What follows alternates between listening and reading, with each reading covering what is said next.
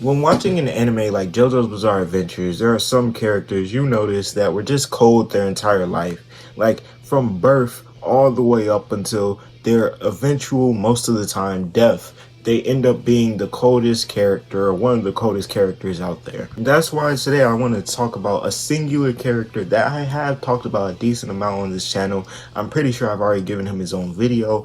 I'm pretty sure I've already given him multiple things, but I just want to talk about this specific case, which is Bruno Bucciarati. But I want to talk about Bruno Bucciarati before he joined Passione, when this man was a child. Because sometimes I just sit there and think like, wow, Bruno joined Passione mighty young.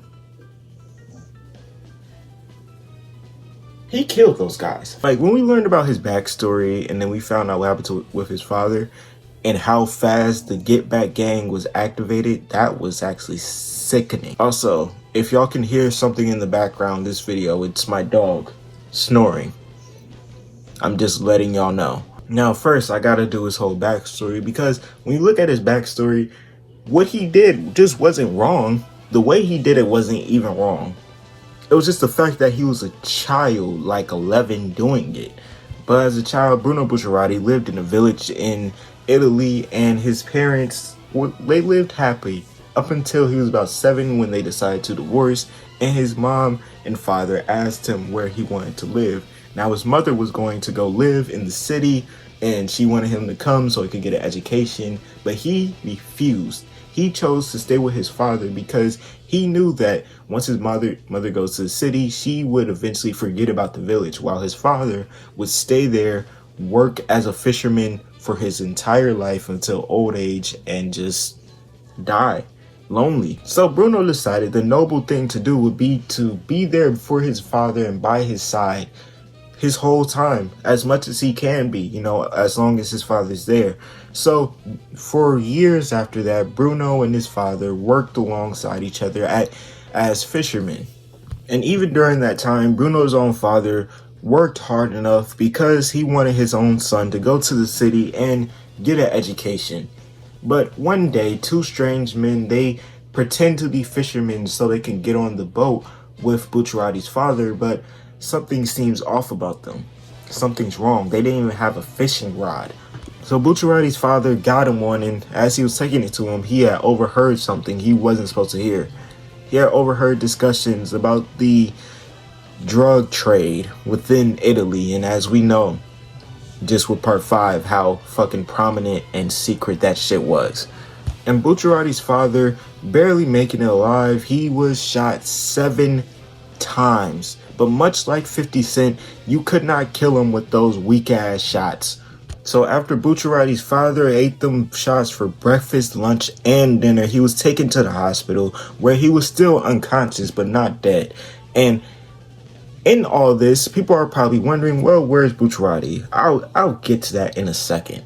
But hearing that Bucciarati's father was taken to the hospital, the two gangsters went to his hospital room to try to finish him off, that's where they ran into him. The 12-year-old menace with a fucking knife. Not even a knife, a scalpel. And this is where we get probably a 20 or 30 second scene of Bucciarati essentially disarming and handling the grown men as a 12-year-old, essentially killing them, slitting their throats, and taking out eyes. Dear God. But that wasn't enough. He knew that by doing that, he essentially put himself on the radar to have his family hunted down by the two gangsters' friends he had just killed. And he knew if he kept killing them, they would just keep hunting him.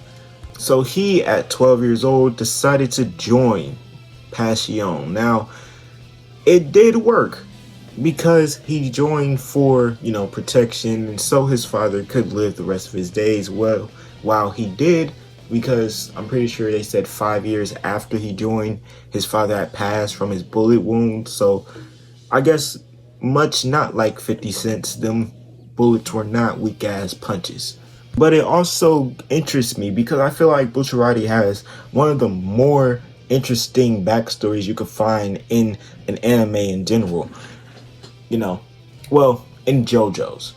Because most of the time in JoJo's, you don't really have that many characters that were on that type of timing as a kid. unless your name is Bruno Bucciarati. And it just seems like he was just born with that type timing, you know, even as a super young child at 7, he had enough kindness and compassion in his heart to think about his father and the rest of his father's life, rather than think about his own wants and needs. Your own kid telling you they're going to sacrifice their own life for you is actually sickening. It's not sickening, it's just a little crazy. And then it's the fact that after his father was shot and almost killed, Bruno took it upon himself to hide under the bed in case anyone were to step in the room. And that's exactly what happened, and we saw how that ended.